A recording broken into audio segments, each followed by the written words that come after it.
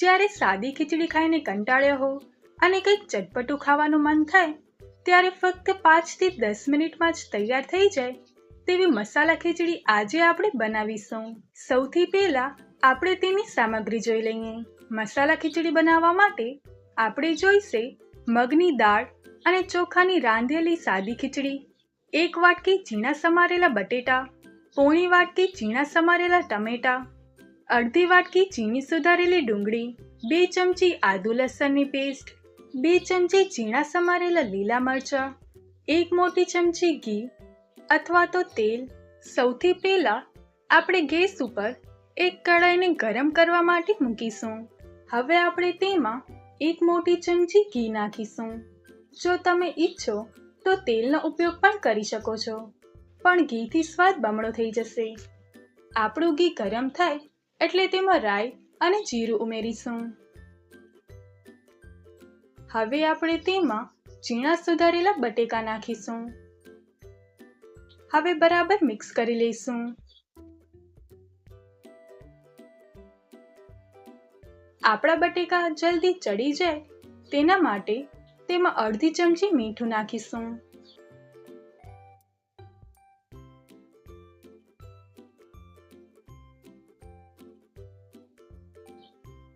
હવે આપણે તેમાં લીલા મરચાં ઉમેરીશું।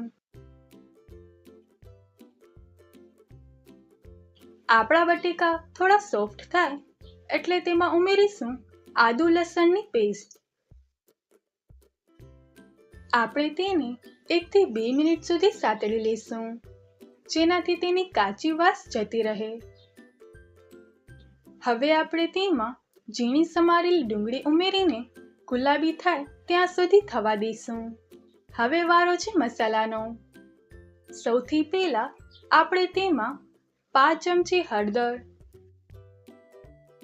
1 ચમચી લાલ મરચું પાવડર, 1 ચમચી ધાણા જીરું બરાબર મિક્સ કરી લઈશું।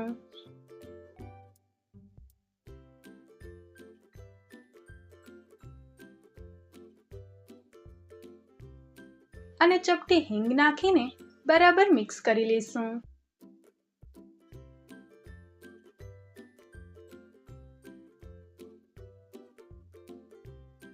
હવે આપણે તેમાં ટમેટા ઉમેરીશું।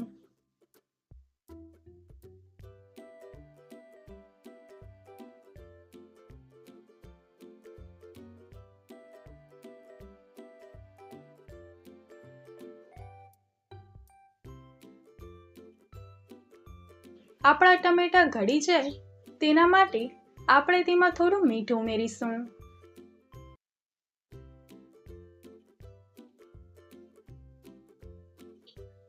હવે અડધો કપ પાણી ઉમેરીને તેને 5 મિનિટ માટે થવા દઈશું।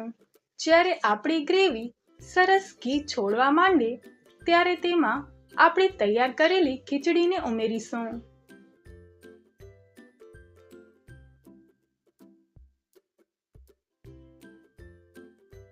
હવે આપણે બધું જ બરાબર મિક્સ કરી લઈશું, જેનાથી મસાલો ખીચડીમાં ભળી જાય।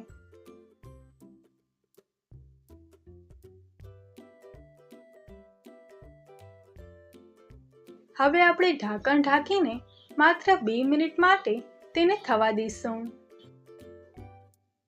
તો તૈયાર છે આપણી ગરમા ગરમ મસાલા ખીચડી। હવે આપણે ગેસને બંધ કરી દઈશું। ઉપરથી તેને ગાર્નિશિંગ કરવા માટે થોડા લીલા ધાણા ભભરાવીશું। જુઓ કેટલી સરસ અને સ્વાદિષ્ટ લાગે છે। આ ખીચડીને તમે દહીં કે છાશ સાથે એન્જોય કરી શકો છો।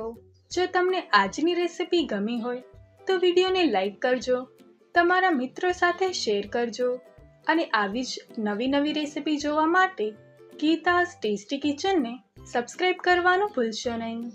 ફરી મળીશું એક નવી રેસિપી સાથે।